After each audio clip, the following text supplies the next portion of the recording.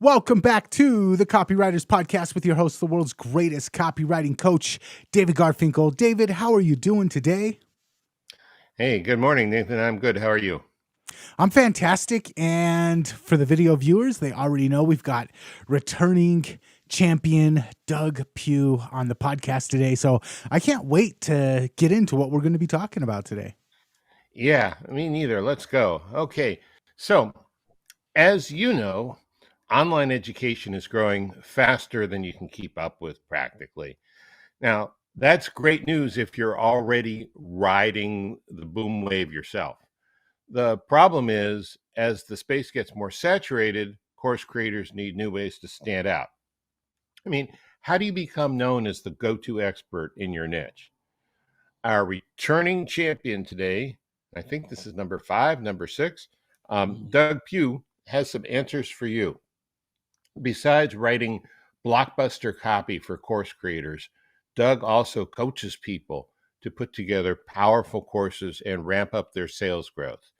Doug believes that a course business should be built more like a religion than a school or an academy. And that's what he's going to talk about today, because that is how he has helped his clients develop 6 and 7-figure businesses with their courses.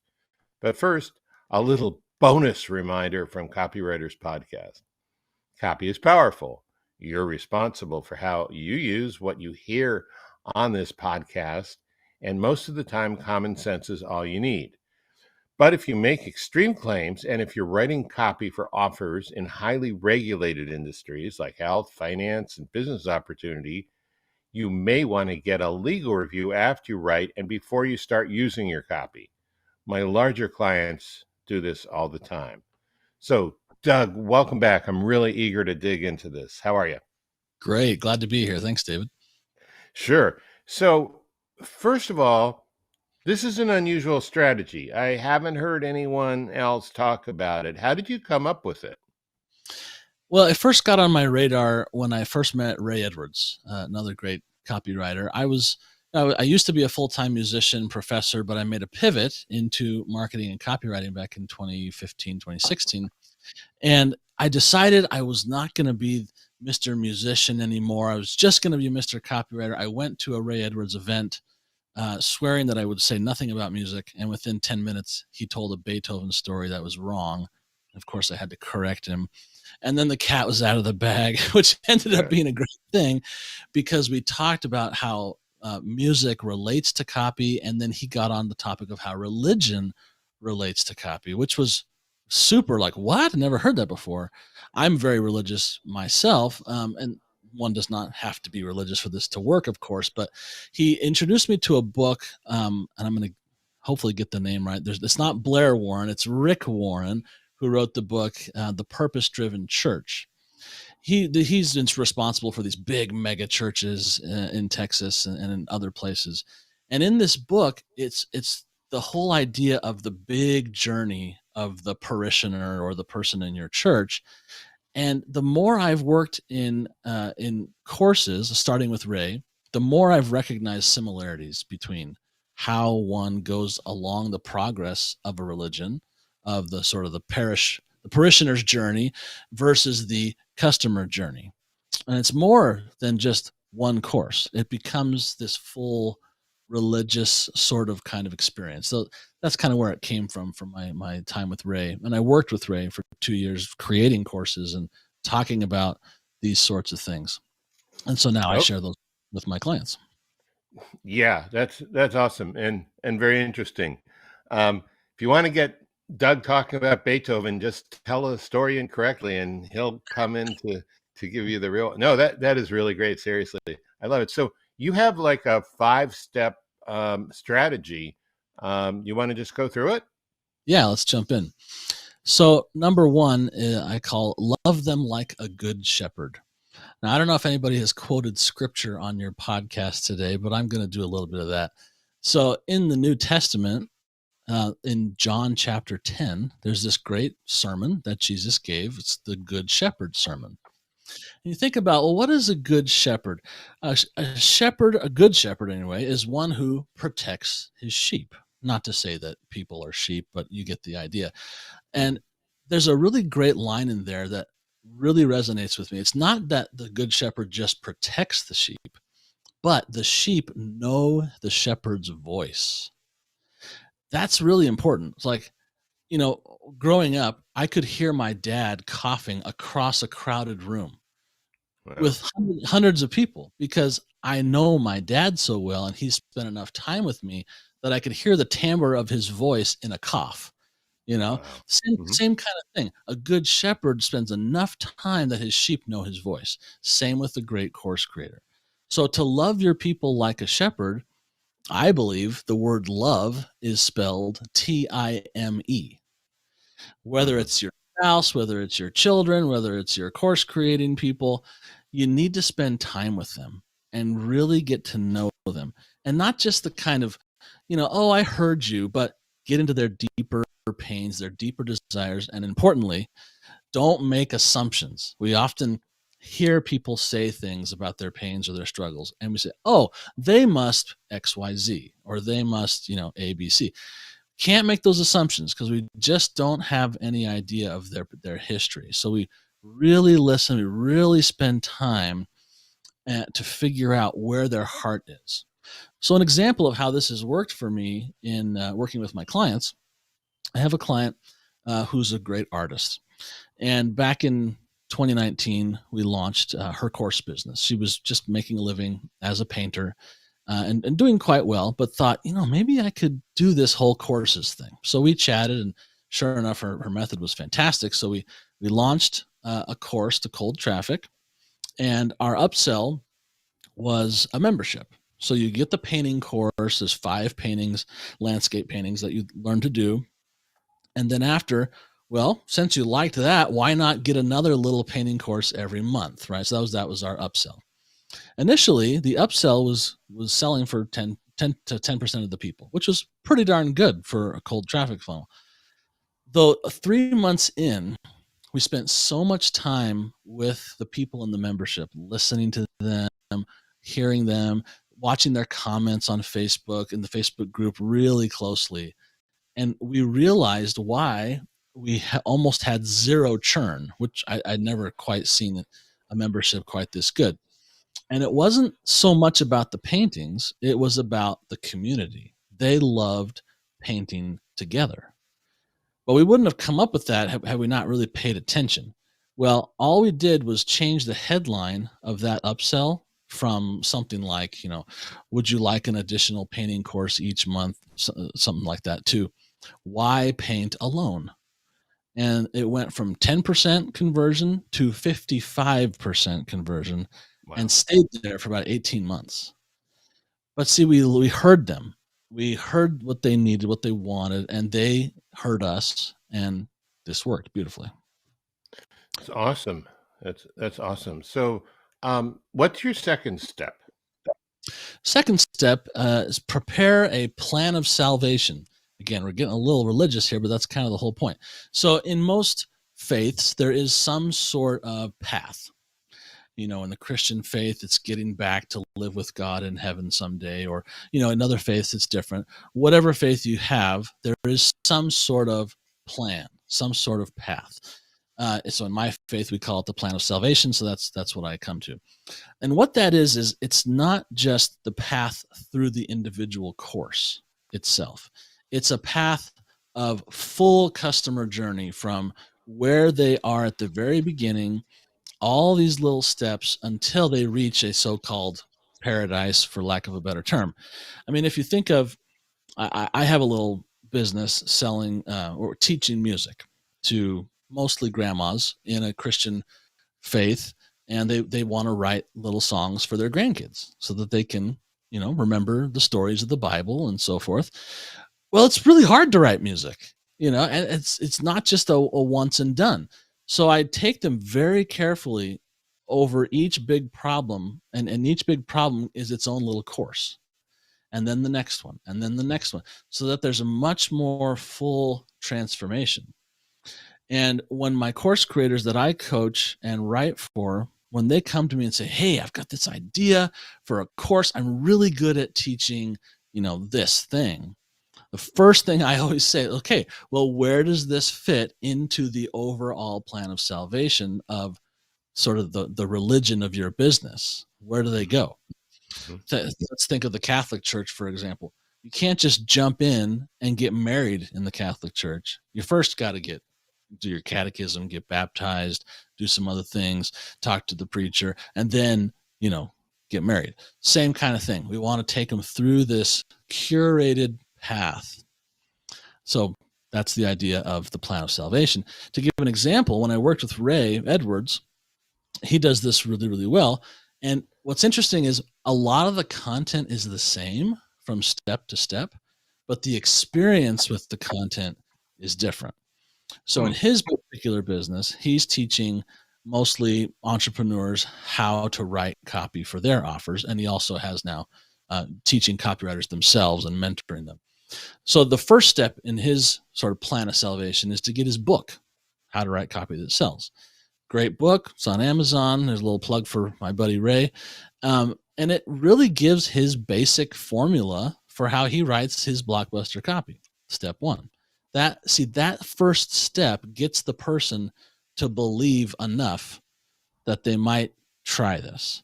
And then, okay, so once they've covered that, then his next offer is his academy. So a bigger course to dive a little bit deeper so that they could then really write their full copy for a launch. And then after that, it's like, well, hey, you've learned to do this. You could make some additional income as a writer yourself. Let me teach you how to get clients. So that's the next step. And then after that, he has a certification program, which he and I created together. And it's a bigger, more robust thing, but it's this very careful, planned line from start to paradise. And if you just launch a course and it has nothing to do with all the other stuff you're doing, it's confusing. We know the confused mind doesn't buy, and they don't know where they are in the journey. And if people can't figure out where they are in the journey, they're likely to go to someone else who will help them know where they are in the journey. Yeah. So this is really great. I see you've thought about this a lot, and it's a system. It's different from anything I've heard. Nathan, were you going to say something? No. Okay. Step 3, create concentrated curriculum. Can you talk about that? Yes, concentrated curriculum. So, any expert, and I have the same problem. David, you may have had this problem at some point, but you're very practiced, and as one of your mentees, I've noticed this is one of your strengths. As experts, we often have so much knowledge that we overwhelm people. It takes a lot of control to not overwhelm them. So, going back to my grandmas who I teach songwriting to, I used to be a university professor of music. I have a PhD in classical music composition. I've written operas for the Kennedy Center. I can overwhelm them in about 2 seconds. But it's not going to help them, right? So we're used to seeing this. There's this idea of the thud factor out there in course land. Like, let me give you this thud stack of books and binders with all of this stuff to make my offer so amazing that you can't say no. But it's so stinking overwhelming that people are going to run away. The number one reason people quit memberships and get refunds from courses is overwhelm. So by creating a concentrated curriculum, it's kind of like that plan of salvation we talked about a minute ago. We just help them get over the first hurdle. So for my grandma ladies, the first hurdle for them is, I don't think I can write lyrics. That's really hard. I'm not a poet. So the very first thing I teach them is how, in a very systematic way, using a grid system that I have, and I'm not a poet either, but with this grid, they can write lyrics. And they do it all the time. By the end of it, it's like, holy cow, I can't believe I did this. I help them learn how to line up the rhymes and line up the beats in the poetry, not just the scansion. And it's fantastic. And once they get over that little hurdle, then the next hurdle is, okay, well, I wrote lyrics, but can I write a melody? I don't know. That seems so hard. Okay, so that's the next thing we do. And we just focus, we concentrate on that little bit to get them over the next hump, and on and on and on, to the point where, I've been doing these workshops and things for the last 3 years or so. I have taken people from total newbie all the way to writing a 30-minute full cantata that they can put on in their church with organ and strings and winds and like, but it's been by little steps. There's this line in the Bible again, line upon line, precept upon precept, here a little, there a little. The thud factor is the way of the past. We want to give people as quick a win as we can so that they can continue on. Oh, that's excellent. Yeah, that's so good. I did have something I wanted to jump in with real quick, David. Yeah. Okay, so Doug, I love that you're talking about this, and I love that you're also drawing the analogy to religion, because in religion, a lot of times you have kind of the people that are in the religion and they believe the core tenets, but they kind of have a broad brush stroke approach to the religion. And then you have some people that are like deep into the esoteric parts of the religion, and they're they can tell you not only the verses, but they can tell you when they were written, they can tell you how they were changed throughout the years, and they can tell you all of the background knowledge that you need to know for the metaphors or whatever's going on. In marketing, I have found that in any kind of niche or group of people that you're trying to connect with, it's the same thing. There's a lot of people that just want to know the basics, and that's usually the best people to sell to. And then there's the people that are deep into the religion of that culture, and they have their own religion, and they're steadfast, and they're very hard to sell on new ideas. But a lot of people go into, I want to create a course for this community, and they go after those people, and they're going after the blue and yellow or blue and black and brown belt and red belt people, and they don't have anything for the white and yellow belt people. And that's who's the most likely to latch on and say, hey, give me some easy wins and I'm going to become a part of your religion. But a lot of people spend all of their time trying to convert the people who have already made up their mind about the religion, rather than bringing in the new people that are looking for that religion. That is such a great point. And the deeper the people get into their, let's take ClickFunnels, for example. I love Russell, great guy. There's such a deep culture. He says that himself, culture, being a funnel hacker, which is pretty impressive. The guy's impressive for many reasons, but the way he can build a tribe is incredible. Now you go and try to convince a diehard Russell Brunson mastermind person that their funnel is not working because they're not doing X, Y, Z. Because Russell says this and this and this. It's almost impossible, right? I want to add something though to what you said, Nathan, because the person who's the white belt or the yellow belt, they're excited about marketing or whatever the thing is, but there's a deeper thing. There's a specific love about what direction they're going. And so back to my grandmas, they're terrified of writing, but deep down inside of them, they have this deep love for church music. It means so much to them. So in marketing, a lot of people have a deep love for the freedom of being an entrepreneur, but they're new to the idea of marketing. And I think it's a mistake to only talk to the new part of the person. If you can talk to that deeper love of the person and show them that, hey, these simple steps will not only help you with the surface level marketing, but it will also satisfy this deeper hunger inside of you, all the better. And the way I do this, I know we're getting a little bit of a tangent, but I think it's a really great point, is in my music business, the whole thing that my grandmas want to do is they want to pass on a legacy of their testimony. That means so much to them. I can't even put it in words. I can feel it because I've been with them doing it. And so to the point where these women are breaking down, crying their eyes out on Zoom calls with me because their grandchildren came and sang their song to them. You can't even put a price on that. And when I market to them, I talk about, let's turn your testimony into song. Let's create a testimony time capsule out of your song. See how that plays to both the surface, I want to write a song, and the deeper legacy thing. It's so crucial. You got to connect those deep levels. Yeah, that's awesome, and I think that that's also part of your next step, right? Building belief through momentum. Yeah, building belief through momentum is a little more surface level than the deeper belief. What I mean by that is belief in their own ability. So Oh, back to the thing where, okay, I don't know how to write lyrics. Well, in 2 weeks, I get you there. And then, wait a minute, I believe that I can do this.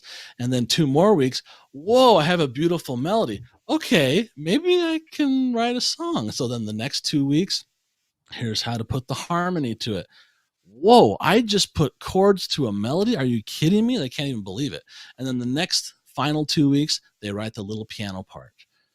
I don't have to give them the thud factor to give them this big win. I give them just enough so that they can believe in themselves. That's how I decide where to draw the line in the curriculum. Because, like I said, I can overwhelm them. But if I can pinpoint at what point will they believe in themselves, and that's the end of that part of the curriculum, then they gain this momentum and they never want to stop. I had this woman, she's been on my list for almost 3 years, never purchased anything. And I'm a very sort of aggressive emailer. I email almost every day, and I always provide a lot of helpful value and, of course, calls to action and so on. But she loved my emails, but she was too afraid to buy anything for years. So finally, she writes me and says, "Oh, that one.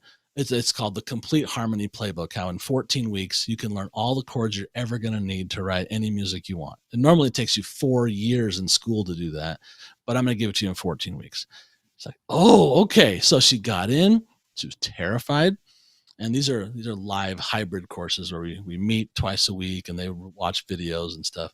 By the end of the 14 weeks, she called me and she said, "I didn't think I could do this. But now, not only do I believe in myself, I trust you."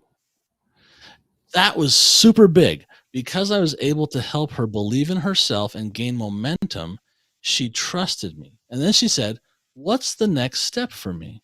I said, "Well, with this knowledge you have, you're ready to write your first song." She said, "There's no possible way. I never hear melodies in my head. I can't write a song." No, absolutely. She's in her 70s. She's like, there's no way. I said, "Margie, you just told me you trusted me. Trust me. This is the right next step for you." Oh, man. I see it on her face. "Okay, because I trust you, I'm going to sign up." And then she did, and she wrote this beautiful song. But again, it came from these little steps of belief that gained momentum to the point that now she has her own legacy song, and she took it to her family reunion and had her 10 kids and 37 grandchildren sing it and record it and send it back to us. And oh, everybody was just losing it. Like, it was so special, but it wouldn't have happened without little belief momentum, knocking down those disbeliefs one by one. So that's the fourth step. that's awesome. And you have a final step, right? Which is kind of where you bring this into the whole world. Right. And I call it finding forms of fellowship. So, fellowship, in any faith, let's say you convert to Hinduism or whatever it is, it's new, it's scary. No matter how much you feel it, no matter how much you have a personal conversion, you need, and I love the religious definition of conversion much more than the marketing definition of conversion. It means more. I think we should use it that way. Anyway, you need some help. You need a mentor. You need a friend. You need a couple of friends so that you feel like you belong. It's scary enough trying to do the new thing, but if there's others who will go arm in arm with you, hey, that's so much better, right? So 2 examples, back to my artist client, they were joining the membership, and suddenly they had hundreds of friends just like them, who they're all sharing their stuff, and they almost never cancel. I have another client, Lauren Bateman. She's a guitar teacher online. Same thing. They have this membership where everybody's so afraid to post a video of themselves playing even the simplest chord progression because they're going to laugh at me or whatever. But all those people, they fellowship, they come together. Same in my music courses. This is why I do my music courses as hybrid courses, because I want them to have the community aspect. And what happened, the magic of this, it's this kind of synergy that, I feel confident in my ability as a teacher of music with all the experience that I have, that I could take you one-on-one and get you to your goal. No problem. I've been doing it for a long time. But what I cannot create on my own is the magic of the community, of other people who come and are sharing ideas and supporting each other. And wow, I never thought of it that way. And I'm like quiet half the time now. And these women sort of take over and I get to watch them support each other. It's magical. And it's like a family. There's nothing, I've never seen anything or taught about this. And it's can be challenging to do, but you can find a way, whether it's through a Facebook group or in-person meetings or work together sessions like open office hours. And hey, let's just work together. You're working on whatever you're teaching. Let's just hang out and work together, even online. That stuff is so valuable, sometimes even more valuable than the content you're teaching them, because they feel accepted and they feel that they belong. Okay, this is really great. We're going to have to wrap up, but can you give us a recap of your 5 steps again? Yes, absolutely. Step number 1, love them like a good shepherd. Step 2, prepare a plan of salvation. Step 3, create concentrated curriculum. Step 4, building belief through momentum. Step 5, find forms of fellowship. That's awesome. And if people want to find out more about, how you can help them, your website? Yeah, you can head to my website or just send me an email. The website is dougpughcopywriting.com or doug@dougpughcopywriting.com. Feel free to shoot me an email. Okay, and we'll put that in the show notes. Great. I just want to say thank you for this and point out the fact that in this episode, you did a lot of what you were teaching. You made it very easy to understand, very easy to consume. And if people listen to this and start taking actions on it, they're going to start seeing results right away. So I love the fact that you took your lesson and you actually made it real inside of the lesson. So thank you for bringing that to us, Doug. And if you, the listener, enjoyed this episode, make sure that you check out more episodes over at copywriterspodcast.com. And one more time before we're out of here, Doug, where can people go if they want to find out more about you? Doug Pugh Copywriting, DOUGPEW copywriting.com. All right. Thanks again for coming on. And until next time, we will catch you later. Thanks. See you later.